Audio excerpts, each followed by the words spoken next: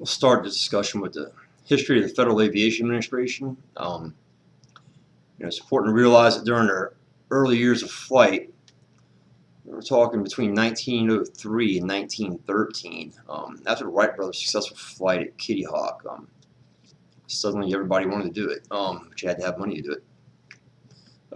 Aviation was not cheap. However, it was important to realize also during this time that aviation was entirely unregulated. In other words, there was no oversight. There was no airports. There was nobody to test the plane and ensure it was safe before it was flown, other than the pilot himself. The first time that any money was made off aviation, in other words, the first time we had a paying customer,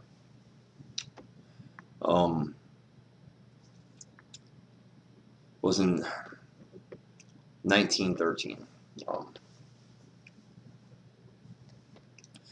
The first regular air route was in Florida in 1914.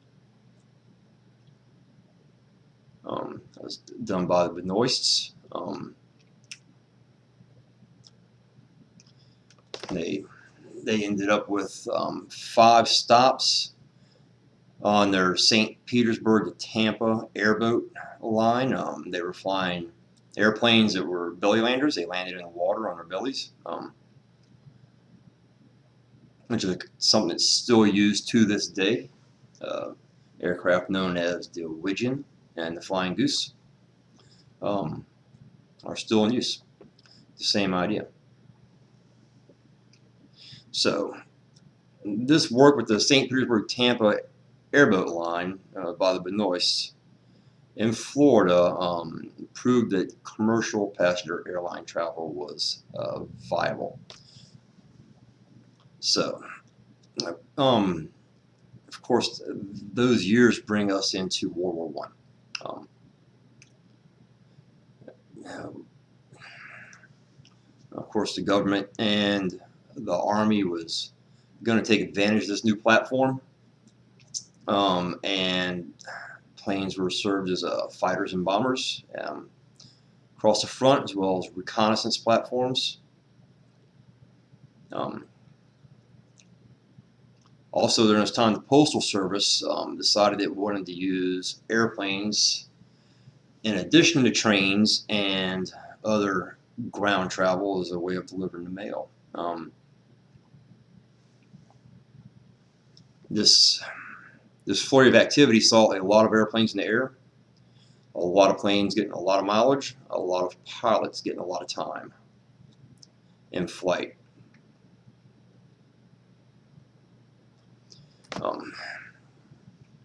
Next thing we want to talk about is transcontinental air mail route. The air mail route ran from San Francisco to New York. It's 2,612 miles, 13 stops along the way.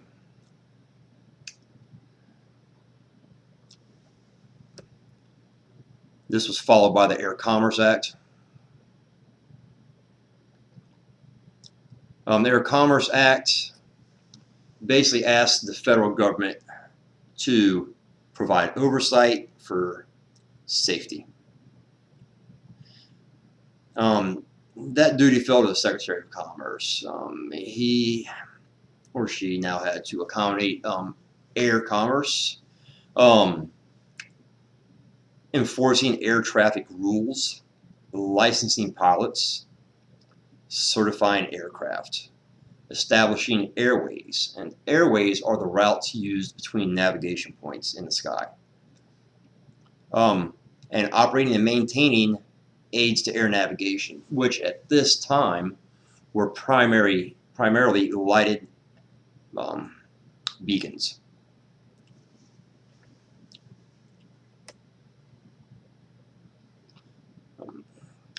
Indeed, the government also provided advances in aviation communications, and the first radio beacons were introduced by the Department of Commerce. And a radio beacon is a beacon that sends a radio wave rather than a visual light. The radio wave is received on board the aircraft by an instrument that has a pointer on it and simply points the aviator or pilot in the right direction.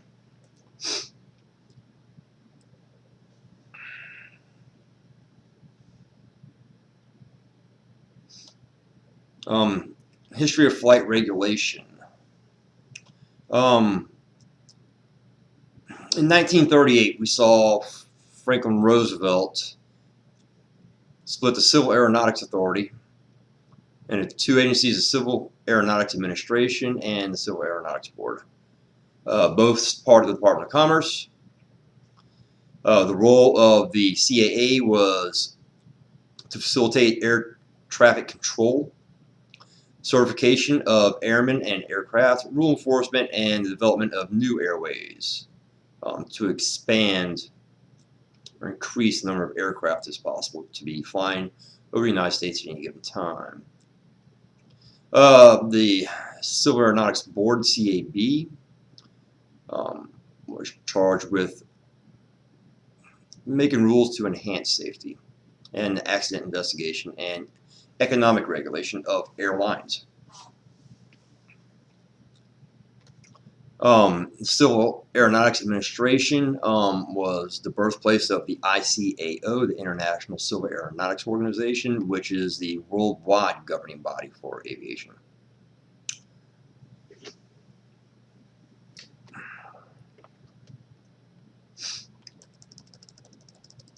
Let's see, the next thing in your text that I've included is the Federal Aviation Act of 1958. You know, by mid-century, mid-19th century, 1950s, air traffic had increased tremendously. Jet aircraft were now part of the civil aviation. And it was also a great increase in the number of aviation accidents. There's a series of mid-air collisions, a huge number of ground collisions, underscored the need for more regulation of aviation operations. Aircraft were, there's more of them and they're faster. This is the creation of the Federal Aviation Administration. FAA was given complete control of civil military system of air navigation and air traffic control. An important name at this time is Air Force General Elwood Richard Quesada. He was the administrator, the first administrator for the Federal Aviation Administration in 1959 and 1961. Later, in 1966, the Department of Transportation was established. Department of Transportation then took in the FAA, as well as rail transportation and automobile transportation, all under the same umbrella. So we had one Department of Transportation with a number of different administrations below it in the command structure.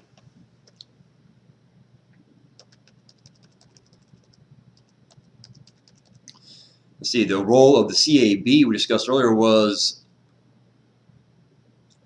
taken by the National Transportation Safety Board. National Transportation Safety Board investigates all transportation accidents within the United States. With the hijackings of the 1960s, terrorist hijackings, FAA was responsible for security of aviation on the ground and in the air, and that responsibility was then transferred to the Department of Homeland Security after September 11, 2001.